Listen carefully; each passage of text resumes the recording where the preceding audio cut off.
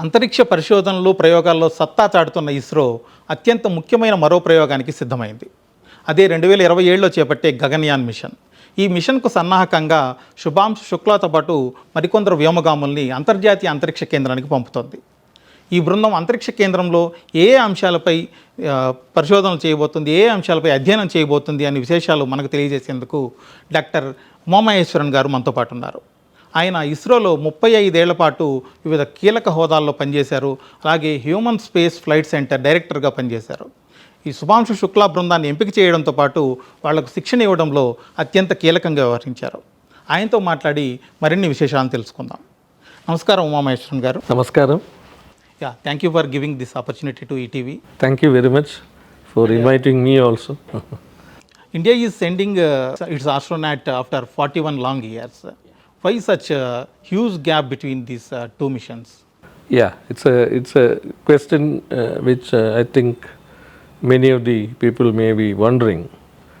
As you know, 1984 was the year in which our first and only astronaut or cosmonaut, whatever you call, Rakesh Sharma-ji went to space. So that was an epoch-making event in our space journey. But you also should understand that in 1984 we were just maturing in the technology of sending satellites as well as technology of sending launch vehicles. You know, our first successful launch vehicle SLV-3 was launched in 1980. It was a very humble beginning. It was a small rocket capable of taking around 40 kg to low Earth orbit. So then when 1984 time frame, we were still with ASLV, which was the launch vehicle we had, which also is kind of a small launch vehicle with 150 kg payload capability in low Earth orbit. When you say low Earth orbit, it is around 400 kilometers.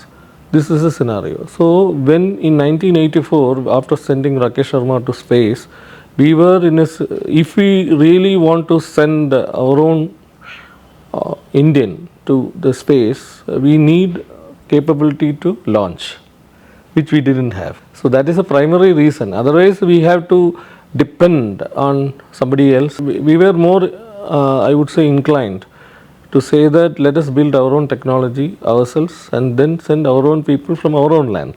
That should be our attitude. But it was not an easy task because definitely we started late compared to the others. So that gap was always there. So but we did exceptionally well, I would say, in proving PSLV and then proving GSLV, and then we decided that now it is time, because we were on the drawing board for LVM-3, which is our most powerful rocket now. LVM-3 can lift up maximum up to 8 to 10 tons in LEO orbit now as on. And that is the launch vehicle which is designated for Gaganyaan people. So that is the gap that you are seeing. We have to be self-sufficient, and if you want to take credit and if you want to get satisfied with our own strength in technology, we should do it ourselves. So definitely yes, it took some time, but we are on the verge of doing it ourselves. Could you please share the significance of Shubhanshu Shukla's mission to ISS, and what is the necessity behind this mission? See, basically, as you know, during the course of the preparations for Gaganyaan, you know, actually, even though Honorable Prime Minister announced it in 2018, the activities had started much before that. The formal approval of the project came in 2018. But before that, there were a lot of pre-project activities in which we were doing many experiments and many technological developments, which we didn't have earlier, like, you know, the re-entry mechanism, the kind of thermal protection that we need to build to the crew cabin, etc. And the design of the crew module itself is new.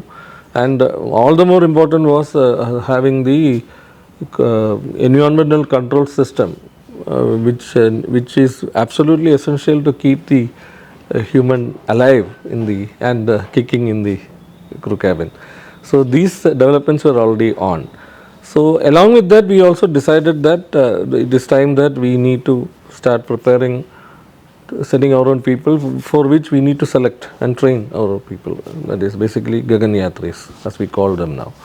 So that process also started. Once the approval was obtained from the government, then we went in full force we had a lot of interactions with the Indian Air Force because we decided that the first few missions, it should be trained people from our own, especially test pilots. And they are getting prepared. And initially we selected and we sent them to Russia for almost 1.5 years of rigorous training for them, which really helped a lot in making them understand and acclimatize to these different scenarios. So that went very well. So when this opportunity with US came up, so we grabbed that opportunity. This is the best way to have a first-hand experience of the space, and that will definitely help go. It will go quite a long way because he will understand the nuances, little nuances. Looking at the display system, how to react, how to touch the screen with spacesuit on. With the spacesuit, your mobility is generally reduced. So how to really operate in the zero gravity environment, which is real. So such then what cabin environment, is there any issues, can we improve on what we are experiencing, what he is experiencing there. Such information he can gather, which will be of a great help for maybe redefining or maybe improving our present design of cabin management, etc., and the feel of being in space. And he will be the lead now to teach others. And we need to not only we need a lot more number of Gaganyatris to be prepared, because this is going to be a continual affair. So that way, this is of tremendous help to us. How Mr. Shubhanshu Shukla prepared for his maiden space trip, and this Axiom-4 mission is facing a lot of delays. These delays affects the astronauts psychologically. Because these guys are extremely resilient. That is why they are called test pilots. They are psychologically, I would say, treated. There is a constant psychological approach to them. There are psychologists who is mentoring them, monitoring them, and they are trained for any eventualities. So I don't think they will get. They are used to this. They are not. I don't think they are going to get flustered. Training plays an important role in preparations of astronauts. Please take us through the rigorous training of Shubhanshu Shukla and other Indian astronauts underwent. Training program what was jointly evolved with the Russians. Of course, Russians took the lead because they know what to do, but we added certain Indian elements to that, and the training program for 1.5 years was evolved in that, and that covered almost the entire spectrum of getting assimilated to the space environment, starting with getting acclimatized to the crew cabin, how to do the controls, and not only that, they learned the entire technology of how a rocket goes, how to control the mission, what is the meaning of a mission, how can we control the mission, what are all the essential controls that a cosmonaut or an astronaut need to do in the space. He needs to understand the control system, he needs to understand the electronics behind it. Unless he understands, he will not be able to react in case of emergency situation. I would say 6 to 7 months of theoretical studies also they have undergone, and they were also exposed to harsh environments, so they will be put in isolated places. They may go to a forest, they may be put in desert, and the survival in such areas they had hard training. Then again they underwent the simulation of zero gravity environment through the simulated flight, and again para jumping. Then they will undergo human centrifuge test, because they will be undergoing tremendous gravity during liftoff, thrusting, as well as re-entry. Even though it is designed to be around 4G, which is supposed to be comfortable, but they will be going to rigorous scenario to understand as well as assimilate the capability and sustainability in such a scenario. So all these training parts they are undergoing, and they will be fed with innumerable scenarios of flight conditions, some failure here, some failure there, and they will be taught how to react. So all these things they have undergone. Apart from that, their physical conditions, like their exercise, body health, every parameter, even teeth, the kind of teeth issues should not be there. Zero gravity conditions, this can create problems, you know. So they have to be on the prime of their health in all parameters, which is feasible. So that way they have to control their diet, all such, they have to get tuned to that. Then rigorous exercises, swimming, all such, the regular exercise part also they will be undergoing, and a medical team which comprises of Russian medical as well as Indian medical team were there. So 1.5 years of training was over, they successfully completed that, and when they came back to India, we have built our own training center in near our Bangalore eyesight area, where Astronaut Training Center is built. We have made simulators of our own, because now whatever they have learned has to be transplanted to Gaganyaan. What they have experienced in their cabin crew or cabin scenario vis-a-vis what they are going to experience in Gaganyaan, all those things needs to be translated. So those trainings also they have undergone. They need to understand not only the Russian launch vehicle systems, they need to understand the Indian launch vehicle. So we, including myself, we have taught them, taken classes, and we also put them into collaboration wherein they had a MTech course in Indian University of Science, Bangalore. All of them have successfully completed that. That also gave them some impetus, you know. They are getting an MTech degree, and also they are learning specific to what is needed for the Gaganyaan mission. People are eager to know about the food served to Shubhanshu Shukla and other astronauts in ISS. Actually, any food can be taken, and our people have developed even biryanis for them to take. But probably being a different environment, no? And these kind of food, the taste, the kind of ingredients that we put may not be palatable or may not be suitable to the our other friends, especially the spicy part of it, you know. So maybe as a uniform policy they would have decided this is the standard of, because you have to be extremely careful in such missions, especially when people are going for the first time. ISRO is spending 550 crores for this mission. Is it worth spending that much money?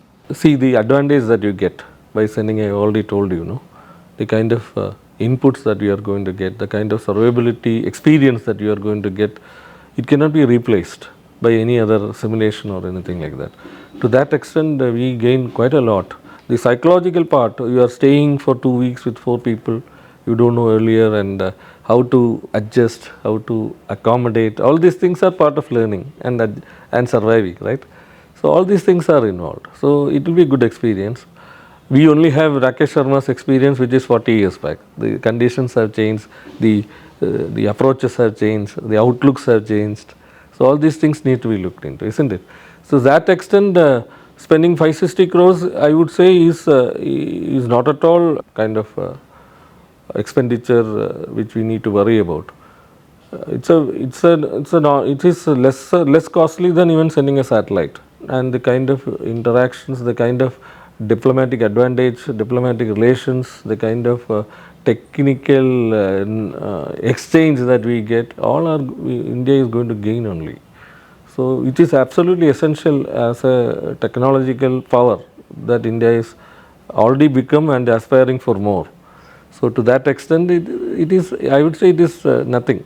How these manned missions will be beneficial to nations technologically and in terms of economics? The common man wants to know how it benefits him. The famous quote of Dr. Vikram Sarabhai, you know, India should be second to none in the Committee of Nations for using the space technology for the benefit of our society and our common man. So that is the motto of ISRO.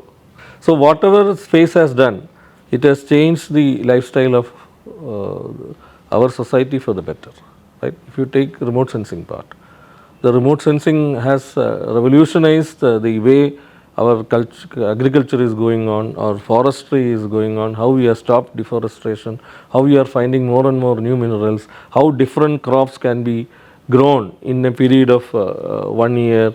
So hyperspectral imaging is of huge help. What is happening to Himalayan glaciers, for example, by our synthetic aperture radar which we are going to send, NISR, is a revolutionary concept. So these are all direct benefits which a common man is getting, but he may not be aware of it. Take the case of our disaster warning. So the kind of cyclone predictions that we can do with the space data that we have, it has improved tremendously. Now even if the cyclone is changing course dramatically or drastically, we can a priori we can tell 4 hours before also we will be able to tell and say that this course has changed, these people in this area can move. Now you see kind of number of death that is happening due to cyclone, you can count in your fingers. Earlier it was in thousands and 10,000s kind of scenario. Then take the case of potential fishing zone. You see the lifestyle of most of our fisher folk, especially in Tamil Nadu, Gujarat, Andhra, those areas, it's totally changed because the kind of fuel that they need to spend is very less. They need, because they clearly know where to go and they get the product. So economically they are the huge benefit. Then you talk about the communication part of it. The kind of revolution that India has lapped up, Indian society has lapped up. Mobile phone, it has become part of our body. Navigation means without GPS you cannot go now. Then kind of financial transactions that is happening. UPI is an incredible kind of application that we have taken up. Nowhere in the world this easily you can transfer money. So we should be proud of that. Banking, ATMs. So it has transformed the life of our India, I would say, space technology. So coming to that, now why man? So it is a natural next step, I would say, because as Abdul Kalam used to say, Honorable former president, he used to say, strength respect strength. So unless you are technologically powerful and that is acknowledged by others, then only they will start respecting you. Then only you will have a position of strength to talk in the Committee of Nations, as we say. So unless we are there in space, we will not have a leverage with the rest of the nations in getting advantage for our own country. So definitely human presence is absolutely essential. No? When leading countries, spacefaring countries have decided that now we should go to moon, for example, and we should have a colony in moon, for example, or then let us go from moon, let us go to Mars. So that is a kind of approach that they are taking for different reasons. If you go to moon and establish a colony, one objective may be to see that the minerals and the other deposits are utilized. Second thing is it could be a step up base for going to other celestial bodies. That is the third thing is maybe in the long run, if Earth is no longer there, how human can survive. So we need to have another place to stay. All these things are involved. So they are looking in those directions. So unless we also look into those directions, if at all unfortunately a scenario comes where we also need to do something, we will not be in a position to do that. I think that should not happen. So we also should be part of the leadership, we also should be taking the lead. For that it is essential that we also send humans in space. During your tenure as a director, Human Space Flight Center, you closely worked with astronauts. Yeah. Could you recollect the experiences with Shubhanshu Shukla? They are very good friends of mine. Actually, I was also part of the team which was during the selection process. Because I was initially scientific secretary at that time, before taking over the mantle of director of Human Space Flight Center. So in the role of scientific secretary also I was part of the selection process to a large extent. So I came into contact with them at those time also.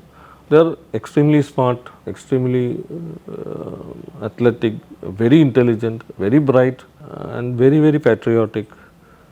Always they urge to do something for the country is there. Whatever they speak, you can see it in their eyes. Very friendly. And so one of my initial, as a scientific secretary, I had to put them at ease and make their stay comfortable. All those administrative aspects I need to take care. Which was my responsibility initially. Then of course we had a lot of interactions with them, and once I took over as director, then the interactions became much more frequent. All very good human beings, I would say. What is the current status of Gaganyaan mission? How the preparation progressing, and it will meet ISRO's latest schedule or any further delays? As I understand, now we are gearing up for the first unmanned mission. Maybe by the end of this year or maybe beginning of next year, because I know that the launch vehicle integration has already started in Sriharikota, And I understand that the crew cabin or the crew module is also getting ready. Crew module is a very crucial aspect, no? So except the same way that it's going to fly, the crew module is being realized with all the electronics in it. And I think there's that half humanoid what you are talking about, Vyomitra, also will be flying. That's what I understand. So that is the first step, and maybe 2 or 3 unmanned missions will be there. So unmanned mission will totally give us the data, what is required, if any anomalies are there, and what way we need to further improve if it is required. And it also gets the demonstration of re-entry and demonstration of the deceleration of the crew module, which is very, very important because the touchdown velocity is extremely important. We have to keep it within 7 to 8 meters per second. So that speed, otherwise again is as if even though it is landing in water, it is as if it is crashing into a concrete. So you have to be extremely careful there. So we need to demonstrate that successfully. After that only we will be ready to send the man to space. So we are in that state. Yeah, and India is planning to build Bharatiya Antariksha Station in outer space. How is it going to be look like? Already in the ISRO's next 40 up to 2040 plan, I think Bharatiya Antariksha is already there, and I think government has also given finance, approved finance for the initial development aspects. And there was a committee constituted with Dr. Shivan, former chairman ISRO, as the chairman for conceptualizing the whole Bharatiya Antariksha Station. And I think that report also is submitted now. And with that, I think it will be somewhat like the present ISS only, but of course it will be an Indianized concept. And ISRO is planning to send Indian to moon by 2040. And what activities being taken by ISRO in lunar space? Presently, I think we are limited to the concept of sending a human will evolve along with the Gaganyaan, because it will be an extension of the Gaganyaan program, wherein we need to have conceived the launch vehicle, the mission design, the kind of capsules, the kind of landing, etc. But as a preliminary to that, now I think the next mission of Chandrayaan will be where we are going to have a much bigger lander and a rover, which is being planned. Even in Chandrayaan 3, we did an unplanned maneuver of restarting the engine once again. Because it just hopped up, and so that's a good beginning. So unless you have that capability of restart, you cannot bring the man back. So that is very important. So these kind of Chandrayaan missions also, I hope it will continue, which will culminate totally in an integrated way for sending ultimately a man to moon by 2040. Can you share with us the details about your new role as a director, Ananta Technologies Limited? And I am very happy that Anand has entered into making a launch vehicle. So I think Dr. Subrao, who is the CMD of Anand, so he has a very, very great vision of how to take such things forward. So he is not even, as I understand, he is not even looking to a small launch vehicle. He is going for a bigger launch vehicle, which is I think also is the need of the hour. Apart from ISRO, in India there should be capability to make big rockets like GSLV and launch from India. That's a very positive step, very, very challenging. So being part of that challenge excites me. Thank you, sir. Thank you so much. Thank you so much. Shubhanshu Shukla బృందం అంతర్జాతీయ అంతరిక్ష కేంద్రంలో చేసే అధ్యయనాలు 2027లో భారత్ చేపడుతున్నటువంటి గగన్యాన్ మిషన్కు ఎంతో ఉపయోగకరంగా ఉంటాయని doctor are ఉమామహేశ్వరన్ గారు అంటున్నారు. కెమెరామెన్లు రమేష్, నవీన్లతో కలిసి వెంకటేశ్వర ప్రసాద్, ఈటీవీ న్యూస్, హైదరాబాద్.